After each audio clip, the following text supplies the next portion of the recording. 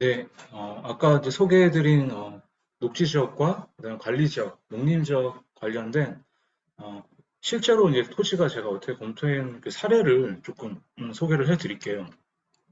처음 소개해드릴 땅은 이제 이천시에 있는 진리동에 있는 땅입니다. 그래서 진리동에 있는 이제 땅인데 이거를 이제 자연녹지 지역이에요. 자연녹지 지역으로 아까 말씀드린 자연녹지 지역은 뭐였어요? 그래도 녹지 지역 중에서는 용도 지역 중에서 녹지 지역 중에서는 가장 개발이 보전 용도보다는 개발이 가능한 용도 지역이다. 이렇게 지금 말씀을 드렸죠. 그래서 어, 용도 지역 중에 이제 100% 이제 자연녹지 지역이었고요.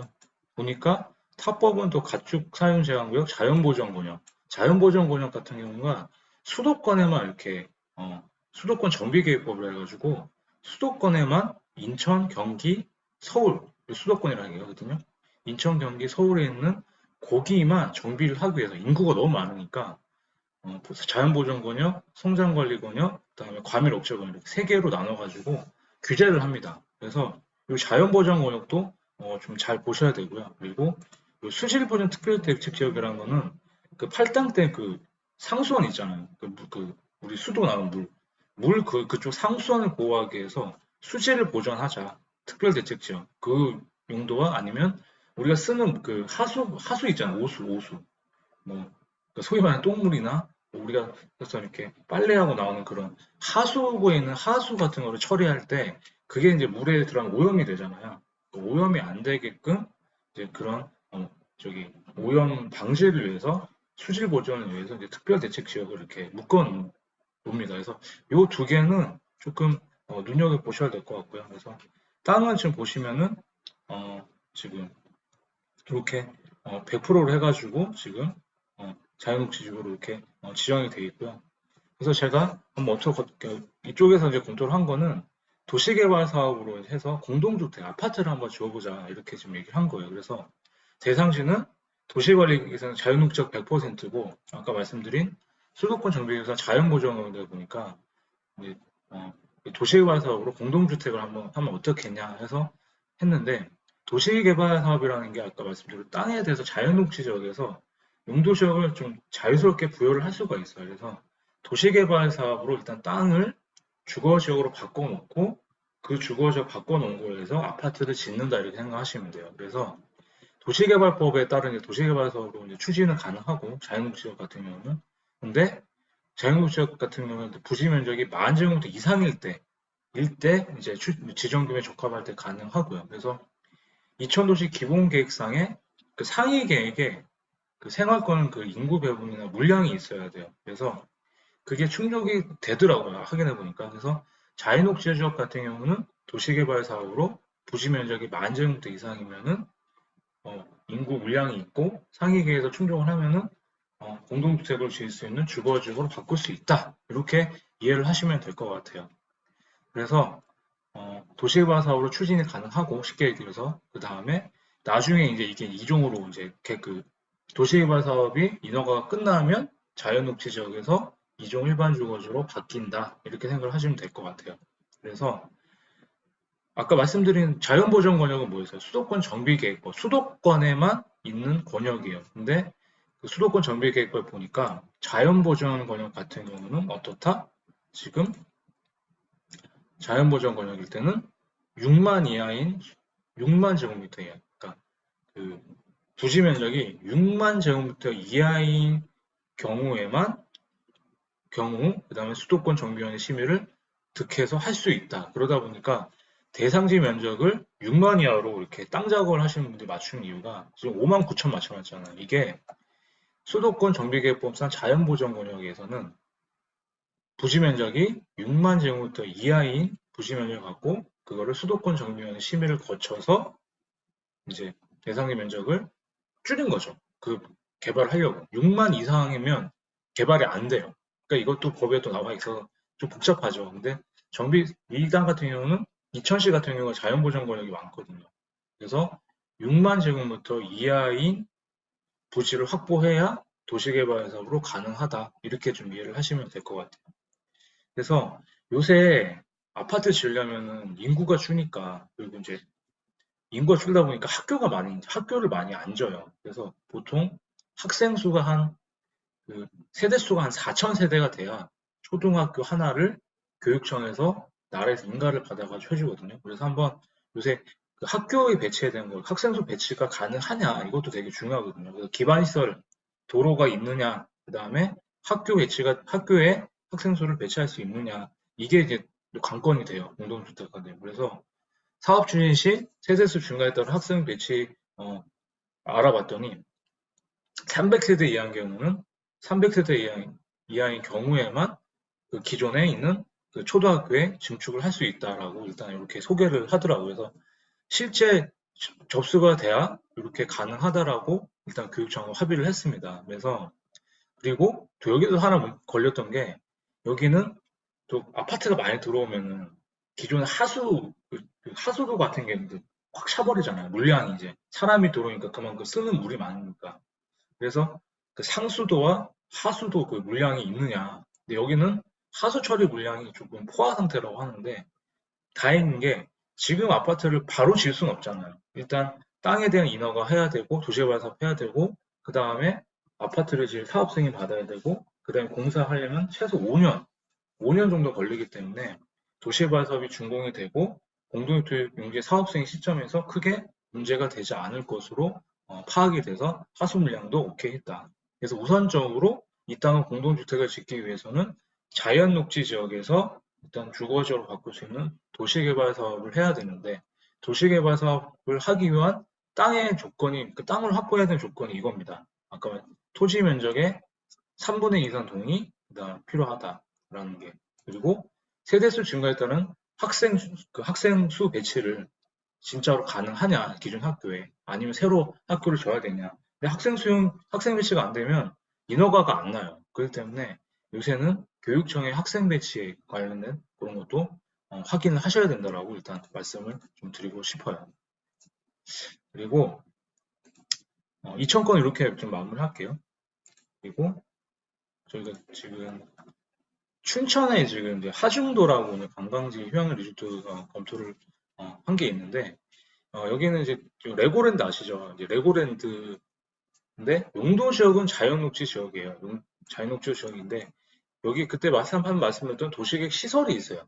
도시계획 시설 유원지가 결정이 되다 보니까 이 유원지 안에 저희가 여기 밑에 부지를 이제 개발하는데 여기가 레고랜드가 지금 레고랜드는 개발이 다 됐어요. 그래서 레고랜드는 개발이 다 돼가지고 밑에 이제 부지를 좀 한번 같이 하는 시행사와 한번 좀 검토하고 있는데 여기는 이제 간단히 말씀드리면 용도 지역은 자연녹지 지역인데 그 도시계획 시설로 유원지로 결정돼 있고 그다음에 관광지로 결정이 되다 보니까 거기에 먼저 따라가요. 그러니까 녹지 지역에서 할 수 있는 건폐 용적률이 아니라 도시계획 시설 유원지나 관광지로 되면 거기서 결정되어 있는 용적률과 건폐율과 용도를 따라간다 이렇게 생각하시면 돼요. 그래서 여기는 자연녹지 지역이고 그 하중도 관광지에 있는 숙박시설 중에 이제 휴양용 리조트 구조로 되어 있습니다. 그래서 건축계획 수립할 때는 이 관광지 조성 계획에 의해서 일단 준수를 해야 되고 지금 현재 결정되어 있는 면적은 7층 이하, 그 다음에 건축 면적은 이제 26,000도 되는데 건축 면적이 건폐율이죠. 건폐율이 이제 45% 이하 되어 있고 그 다음에 연면적은 220% 이하로 되어 있다. 이렇게 좀 말씀을 좀 드리고 싶어요. 그래서 요거에 맞춰서 지어야 된다. 근데 이제 요새 이제 그 땅 작업이 되게 힘들다 보니까 이 사업 같은 경우는 땅 작업이 좀 힘들어서 조금 이제 그게 정리가 돼야 여기에 맞춰서 휴양용 리조트랑이 뭐예요? 휴양용 콘도 말하는 거예요. 콘도를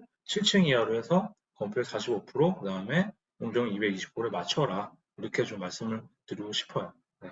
이 땅은 이렇게 지금 한번 설명을 드렸습니다. 그리고 지금 양평 땅인데요. 이거는 지금 보시면 보전관리 지역이에요. 보전관리 지역 땅이고요. 양평에 있는 땅인데 보전관리 지역 땅이고 한 450평 정도 되네요. 여기 보시면은 길 옆에 바로 길 옆에 있기 때문에 그 길에 붙어 있긴 해요. 길에 붙어 있긴 한데 자세히 보면은 요 뒤에 땅이에요. 뒤에 땅. 그러니까 보면은 요 길에 붙어 있는 줄 알았는데 여기가 길에 붙어 있고 이게 길이거든요. 이게 이게 지금 길이에요, 길. 지정에서 이게 길인데 어떻게 보면 맹지죠, 맹지. 그러니까 여기서 따고 들어가야 되는데 이게 맹지가 돼버린 거예요. 근데 지금 보면은 여기가 뭐가 문제냐면은 일단 보전관리 지역으로 지정되기 때문에 말씀드린 대로 관리 지역 중에서는 계획관리 지역이 가장 개발이 용이하다 했고 그 다음에 보전관리 지역이 두 번째라고 했고 생산관리 지역이 가장 안 된다고 했었어요. 그래서 보전관리 지역이기 때문에 여기는 건축물 용도로 단독주택이나 근생시설 같은 게 용적 80% 이하, 건폐 20% 이하, 높이 4층 이하까지 해서 건축이 가능하다. 이렇게 좀 보시면 될 것 같고요. 그리고 인허가는 30세대 미만인 건축 허가로 추진할 수 있다. 이렇게 돼 있는데 아까 말씀드린 대로 여기가 지금 맹지예요, 맹지. 개발을 하려면. 근데 인허가를 하려면 어떻게 해요? 도로랑 붙어 있어야 되잖아요. 도로랑 붙어 있어야 인허가가 가능하거든요.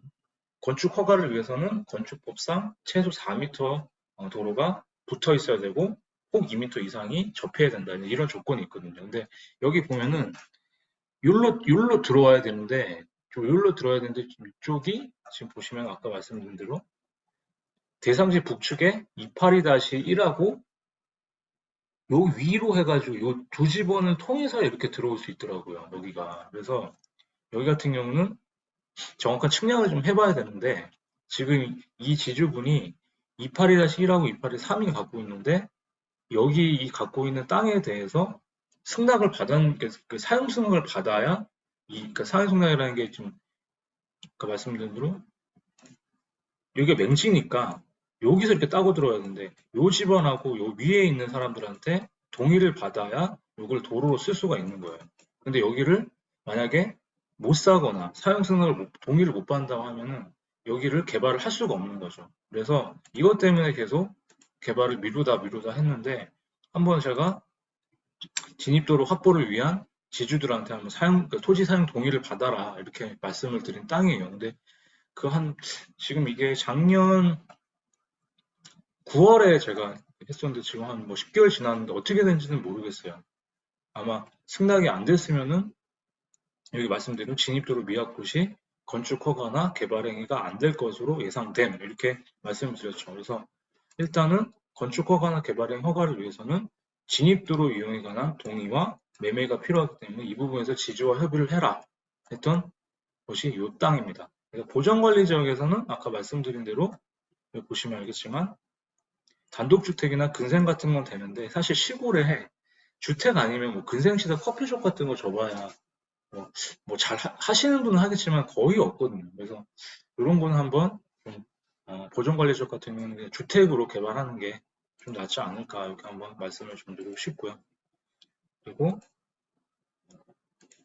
네 번째로 소개해드릴 땅은 여수에 있는 땅입니다. 이것도 어떤 개인적으로 이제 지주분이 한번 물어보셨던 땅인데 자연녹지 지역으로 되어 있습니다. 여수의 바닷가 근처가 아주 뷰는 좋고요. 그래서 자연녹지 지역이고 용도 지구가 자연 칠학지구로 되어 있네요. 그래서 보니까 이렇게 되어 있어요. 그러니까 여기다가 뭘 지으면은 아마 이렇게 되는데 아마 은퇴하시고 이제 여기에 땅을 갖고 계신 분이 뭘 했으면 좋겠냐라고 저한테 한번 말씀을 했던 땅이고요. 그 대상지 같은 경우는 자연녹지 지역이다 보니까 자연녹지 지역이고 용도지구는 이제 자연 칠학지구로 되어 있어요. 그래서 용도지역 땅의 삼총사가 벌어서 용도지역, 용도지구, 용도구역이 있다고 그랬는데 일단은 자연녹지 지역이기 때문에 단독주택이고 공동주택은 돼요. 근데 공동주택 중에 연립, 빌라, 아니 다세대나 연립까지는 되고 5층 이상 아파트는 안 되는 땅이에요. 근생시설에 이제 뭐 이쪽 바닷가가 이렇게 사람들이 있으면 근생시설에 뭐 커피숍이나 식당 같은 건 할 수 있는 그런 땅입니다. 자연녹지 같은 경우는 4층 이하의 근생시설이나 뭐 커피숍, 식당 같은 거는 가능하다고 이렇게 좀 보시면 될 것 같고요. 그래서 용적률 100% 이하, 건폐 60% 이하, 높이 4층 이하까지 건축이 가능하다. 이렇게 좀 말씀을 드리고 싶고요. 그래서 지금 땅 자체가 지금 보시면은 여기는 바로 이렇게 도로가 접해져 있어요. 단차가 있다 보니까 여기 밑에 보시면 단차가 이렇게 있어요. 도로가 이렇게 있는데 단차가 있다 보니까 단차가 지금 표고가 25m, 20m, 15m 이러니까 어때요? 땅이 지금 이렇게 이거를 단면을 끊어 보면은 15m가 있고 그 다음에 20m가 있고 25m가 있고 땅이 이렇게 올라가는 형국이죠. 그러니까 도로가 이렇게 있고 밑에가 이렇게 푹 꺼진 거죠. 이렇게 단면이 담임이 그렇게 푹 꺼진 거죠. 그러니까 어떻게 보면 이 단차를 만약에 맞춘다 하면은 개발행위 할 때 높은 쪽은 까야 될 거고 낮은 쪽은 쌓아야 되니까 절송토를 많이 하게 되면 또 이게 공사비가 많이 나오잖아요. 그러니까 여기 같은 경우는 그냥 뭐 단차를 이용한 뭐 건물을 뭐 짓던가 해가지고 뭐 절송토량을 최소화해서 개발행위 받을 때 공사를 뭐 쉽게 해서 어차피 도로는 이렇게 접하고 있기 때문에 건축 허가는 금방 날 것 같거든요. 근데 여기 보시면은 여기가 푹 꺼지니까 이미 여기가 25m, 여기가 20m, 여기 이게 15m 그러니까 지형이 이렇게 꺼지잖아요. 쭉 이렇게 내리막길이 있는 거다 보니까 일단은 내리막길이 있으면 지금 이렇게 내서 이쪽으로 출입을 내 가지고 지금 땅이 이렇게 길이 있다고 이렇게 내려서 이쪽으로 해서 이렇게 건물을 이렇게 앉혀서 개발을 하는 게 좋겠다라고 한번 말씀을 드렸어요. 그래서 이걸 갖고 지역에 있는 이제 인허가 업체에 한번 상담을 받아보자고 했는데 그 뒤로 어떻게 결론이 났는지는 모르겠습니다. 아직 땅에 대해서 아직 뭐 이렇게 더 검토를 하시는지는 모르겠는데 자연녹지지역 같은 경우는 아까 말씀드린 대로 용적률 100%, 건폐율이 왜 60이 나면은 원래 건폐율이 자연녹지에서 20%인데 자연 취락지구로 결정이 되면은 용적률을 더 높여줘요. 완화가 되는 거죠. 그래서 그 1층 면적을 더 넓게 할 수 있다 해서 자연 취락지구 때문에 건폐율을 60%까지 할 수 있다라고 이렇게 그냥 한번 생각을 하셨으면 좋을 것 같아요. 아시겠죠? 그리고